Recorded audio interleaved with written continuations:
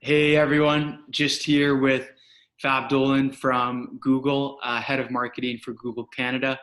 And I wanted to bring him on just to hear uh, how he's navigating this kind of time of uncertainty personally, but then also just with work.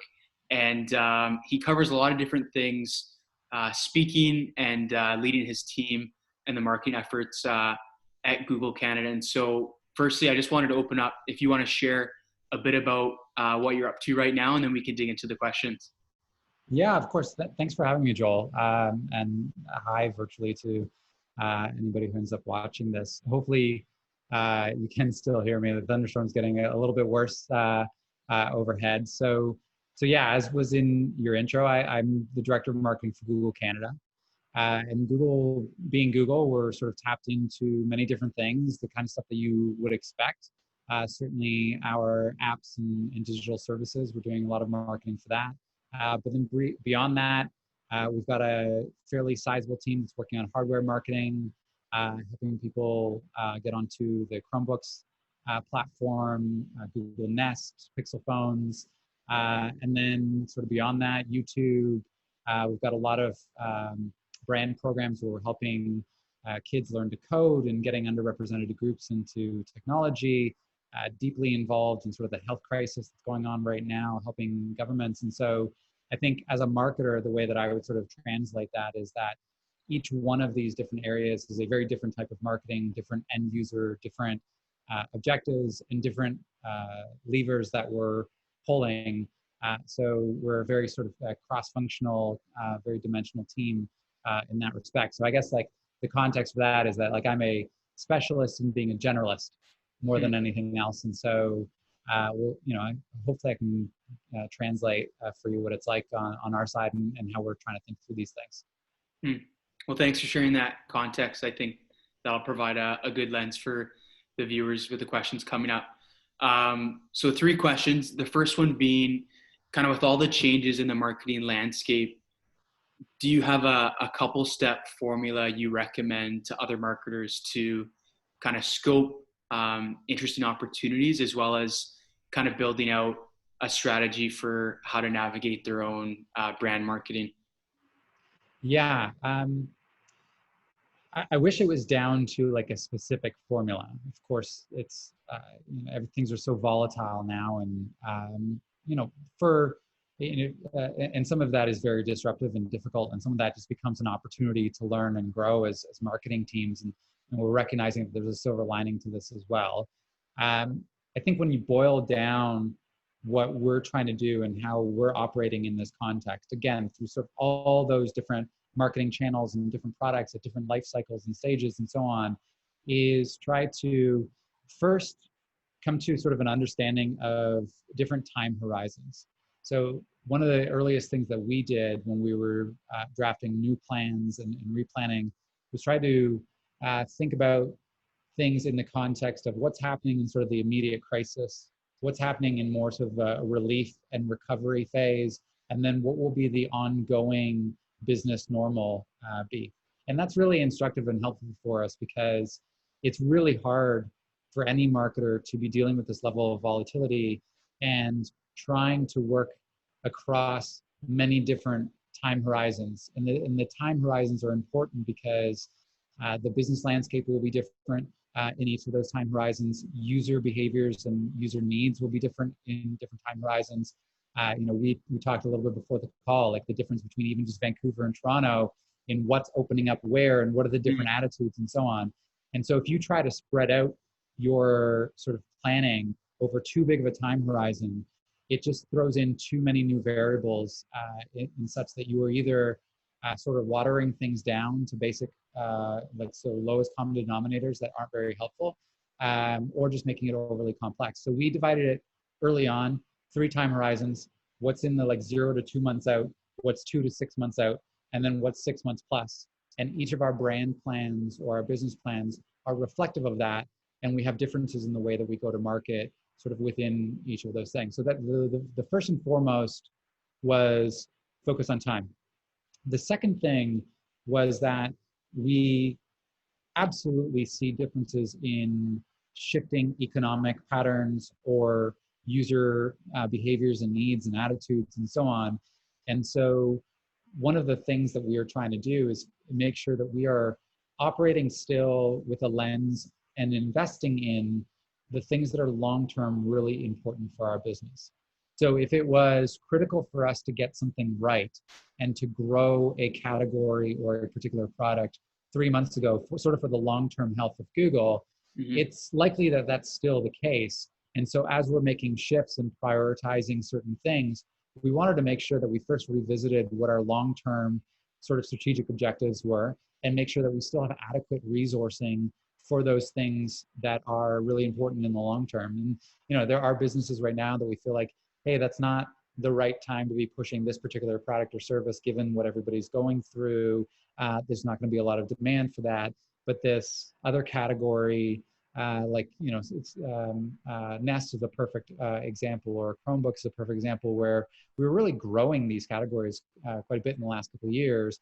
And given the importance of the home now, given the importance of distance learning and working from home and so on, these categories are still very relevant to users. And so we want to continue to invest behind those things. So the first is operate in different time horizons. Second, remember what your long-term most important things are. And then the third thing is that we've been watching very closely what we see as sort of market trends and trying to make a call in terms of what will actually stick in that sort of more permanent long-term horizon. And that will give us a view as to how we should invest. And the rule of thumb for me on this one is, and it's somewhat facetious, I suppose, but it's, you know, is this trend that we're seeing, is it banana bread or is it e-commerce? You know, we all were there a couple of months ago when it seemed like the whole world was baking banana bread all at the same time. And I think that that's sort of an instructive thing because you can look at that data, and we certainly saw it in search trends. We certainly saw it in category consumption for flour and bananas and all that kind of stuff. But it's the kind of thing where we intuitively know that that's not part of a long-term human trend towards anything. It's sort of a momentary snapshot of the sort of the user psyche.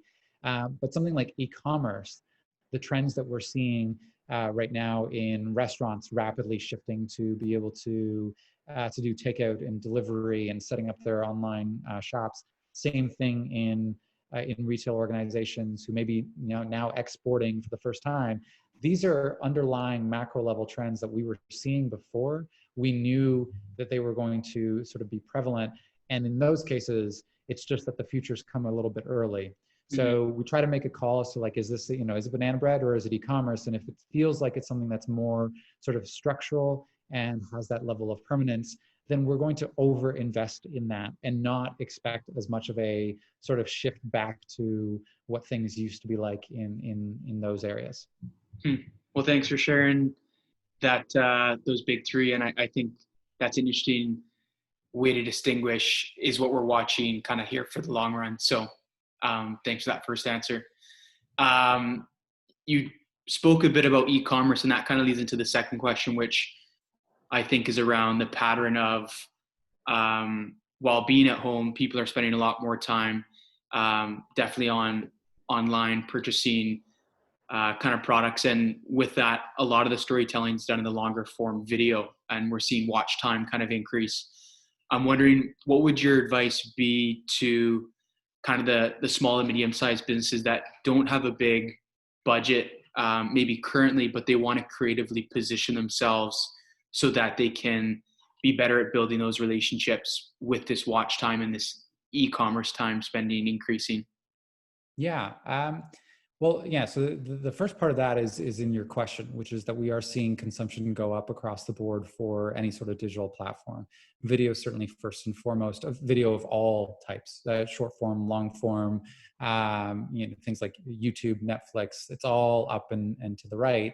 But then, of course, you also have podcasts and sort of like you know, written format content. Digital media consumption has never been higher than it is now, and you know, and some of that over time will regress back, I'm sure, once, you know, people start being able to sort of be outside of the home a bit more, physically distance a bit less, hopefully in the coming months as we sort of solve the health crisis, hopefully. So some of that will regress, but we see a lot of that sticking. And I think it creates an opportunity for businesses of all types to be present in those moments. My advice, though, would be that you still have to remember that it's about being relevant. So in this time where media consumption and to a certain degree, like media costs and all these things, they're swinging wildly. You still have to remember our marketing basics. It's still about being in front of the right person, at the right place, at the right time, right context with the right message, right? Like that's it. And you have all these wonderful tools to be able to do that, to be able to decide what that context is going to look like, whether that means this type of geography, this type of device against this backdrop of content, all of the sort of wonderful tools of being able to remarket to existing user bases, find similar audiences. Like all those things are still available. And one of the mistakes that we see marketers making right now is, because things are so volatile, throwing out the old playbook and forgetting that they need to be relevant and they need to be helpful to people in the moment, right? We studied this on YouTube in particular, and there was this really interesting thing happening on YouTube in the first few months of this crisis, where there's a lot of brands, obviously, with all like sort of good intentions, wanting to give a sense of support and standing with their customers and doing what effectively was like COVID-19 spots, right? Like we saw all of the brand advertising come out in full force, and there's something to that. Certainly from a brand perspective, there is an intangible, but when we measured it, we sort of saw this really interesting dynamic, which was that a COVID spot was able to break through more and had higher recall, which essentially just means that people remember seeing your ad and notice it more. But then when we looked at the other metrics that are important as marketers in terms of whether they actually like have any sort of lasting change to consideration, purchase, intent to sort of move on from that, like the click-through behavior and all that kind of stuff, all of that was unchanged. And so it essentially sort of said to us like, oh, okay, so of course we're all thinking about this because we're experiencing the COVID-19 crisis. And so if someone's speaking about that, especially early on, we might notice it more, but that doesn't mean that your product is relevant to me. It doesn't mean that I'm inherently more interested in this. And so I think that the number one thing for especially smaller businesses to remember is that, like, number one, you don't have to do a COVID spot. Like, and you don't necessarily have to sort of follow along with what other marketers are talking about. You have to recognize that that's going on for your users, but you might just be better placed to just focus still on those moments, whether it's paid marketing or whether it's more sort of organic marketing, that you're still trying to be as relevant as possible to those people. For example, I have a friend who is trying to, I don't know if you've seen these, but they're like they're desk view desks. Okay. And so they're a suction cup with a window, perfect for like condos that have a lot of glass. And so you get a standing desk that you can sort of attach it anywhere, right? So there's a specific product right there that couldn't be more relevant in this time when we're all working from home. Many of us are probably in urban centers where you don't have a lot of space to set up a new office or so on. And also, wouldn't it be nice to get a bunch of sunlight while you're also, working all day? So this is a perfect product, very well placed. I think the thing that they're doing nicely is like they're not doing COVID specific advertising. They're still just focused on be there in the marketing moments to the users that they think they're going to be able to sell to and be most relevant to. And for the users the customers who that speaks to, that's going to break through. And your point about video is well taken, because before this crisis and now during and after, video is still the most evocative type of media that we have. It's a sight, sound, and motion. It's able to break through. The nice thing right now is that we've never had more formats to play with. So video for a long time, I mean, if I nitpick at the premise of your question just a little bit, that it's like, oh, if I have budget, I can do something like video marketing. If I don't, maybe that's a bit more daunting and I might not be able to get there. I think absolutely that might have been true in sort of a past reality. But now when you look at the number of platforms that you're able to produce video content and reach users in an organic way and a paid way, the flexibility of formats to be able to do something that's, as little as 6 seconds, Mm-hmm. and as long as like full documentaries and podcasts and so on. I think the opportunity is there to create, but you can easily get distracted and create something that's highly production oriented and forget your sort of underlying marketing metrics and the things that you're trying to go out and to achieve. And often that is, hey, let me say something to a relevant audience and let me measure the impact of that versus just being sort of out in the world creating things. Mm-hmm. Yeah, no, I definitely resonate with that. So thanks for sharing that. And I'll have to check out maybe that friend if he ships to Vancouver, because I think a couple people might be in need of that over here. Absolutely, yeah. So it's called Desk View, Okay, and write that down. I haven't physically used one, obviously, but it looks like Mm, a great product. yeah. Um, and my last question, I know I've seen you do a couple posts on LinkedIn regarding, office hours for younger marketers, and I've always been inspired by how you try to create a dialogue around, educating younger people in the space. And so my question for you is, with university and internship and part-time work kind of being put on hold or having to do it at a interesting distance to some degree, what's your encouragement or advice to aspiring marketers that are wanting to pursue a career, but now this whole space has just kind of been flipped on its head? Yeah, I think the first is we have to recognize that it's really tough on young people in this country and around the world. I think the last number that I saw was, I think, youth unemployment, so 15 to 24 is pretty much at 50% right now. So the economic crisis is certainly hitting all parts of the economy hard, but Canada's youth are certainly in a unique kind of jeopardy as it relates to this, because what we know is those first couple jobs, those first couple experiences really have the opportunity to snowball into a very rewarding career. And if you're forced to be in a position where maybe you don't get that first job, or it isn't necessarily sort of developing the skills that you need long term, that can have meaningful downstream impacts to your career 10, 20 years out. So I think the first thing is that recognize that this is really difficult, and I'm going to get back to sort of at the end of this. Remind me if I don't. Yeah. Think of it as we're trying to tackle this problem head on in terms of our marketing team and what we're doing. I think broadly, one of the things that I think that is interesting about this moment, though, is I was talking to a young person the other day who's finishing up their MBA, trying to find work, had a couple internships that looked like they were being lined up as of January. Of course, the world completely gets turned on its head. They no longer have that. And he was discussing various options that he still has in terms of work for the summer. And essentially what I tried to get to with him was, well, we can't predict the future. We don't know what you're going to want to do forever. But let's try to figure out which of these options gives you the most opportunity to actually learn and develop the skills. This is an individual that, like, when he was deciding between jobs, there wasn't a big financial difference between them. So that's an important caveat, and let's park that. We all have bills to pay and families to provide for, and lives to lead.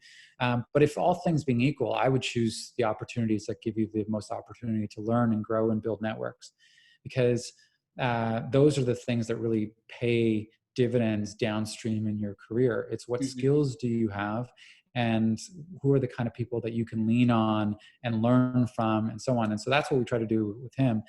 I think the advantage that young people have going through this now versus if this happened 10, 20 years ago, let's say, is that there's been no more sort of like better time for you to be able to actually create opportunities for yourself. and be able to either decide, you know what, I'm going to spend the summer tacking on this additional coursework or this continuing studies program because I want to add this other skill. I want to spend the summer building my own business and just playing around and developing a Shopify site and selling this product or service, and it's going to give me hands-on experience. I'm going to maybe help out this charity who needs the support this summer, and I'm not going to make as much as I would have otherwise in that corporate job that I was trying to line up, but it's certainly going to be a more meaningful and rewarding experience for me, whatever it might be. I think it's not necessarily the time to like throw in the towel, so to speak, and say, you know, the market is tough. I think you have to try to create things for yourself. Although, you know, given everything that's going on in the world, there's also nothing wrong with deciding, you know what, this is a year just to focus on self-reflection and sort of personal well-being too. Everybody's got to make their own choices. One of the ways that we're trying to help make this possible, actually, and it's actually so fortunate that we're talking now, we have a program with an organization called Digital Main Street. And Digital Main Street was born out of it's a not-for-profit, born out of a relationship with the city of Toronto, helping Main Street shops in Toronto get online. And they've been at it for a few years. We have a program with them now called Shop Here that started in Toronto, and now we're extending to municipalities across the country. And the basic premise is we want to educate young people to learn how to build e-commerce platforms, to know how to set up things like a Shopify site, know how to take online payments, know how to do digital advertising, and have them work on behalf of Canada's small businesses. And so you're helping small businesses actually pivot to e-commerce and the digital economy, and at the same time trying to tackle that youth unemployment crisis that we're facing. And so I don't have the link directly on me, but I will ping it to you after this. And if you can post it and share it, we have just now gone live this week with our partners at Digital Main Street and Shop Here, the Shop Here program, with job postings across the country.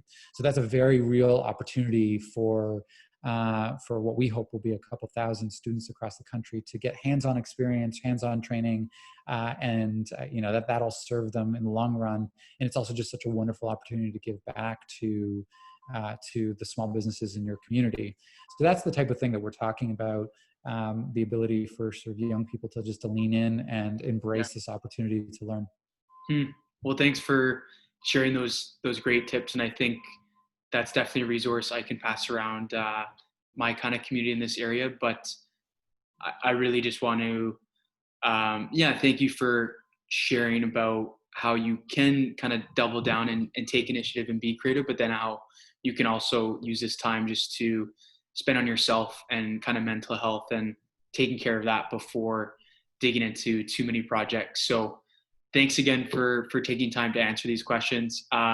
Last thing, where can people kind of either connect with you or find out more about what you're up to inside and outside of work? Yeah, you know, my PR team is always trying to get me to tweet more, but LinkedIn tends to be where I post sort of job updates and the kind of things that we're up to. And I also write a fair bit for thinkwithgoogle.com. If you're looking for sort of more sort of marketing specific thought leadership, that's where we publish all of our stuff. We have a newsletter, and some of it is just, you know, core to like media buying, but a lot of it is more sort of like frameworks driven, how to think about measurement, how to think about team building. So those would be the places. You know, at some point we should reconnect and maybe do something for sort of a broader audience of young people and students, and happy to share my time that way.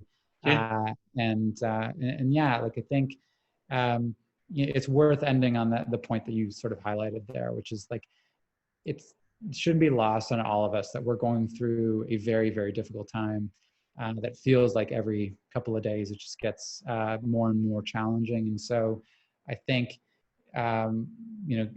my advice to young people is give yourself the kindness of being more realistic with those expectations in terms of what's going to happen for you in the next 3, 6, 12 months in terms of work. And instead, use this opportunity to think about what's really a priority for you in your heart, long-term kind of values that you have, the kind of people that you want to help in this world. And so I think if you focus on that, and focus more on the process and the learning outcomes, you're going to be better off in the long run.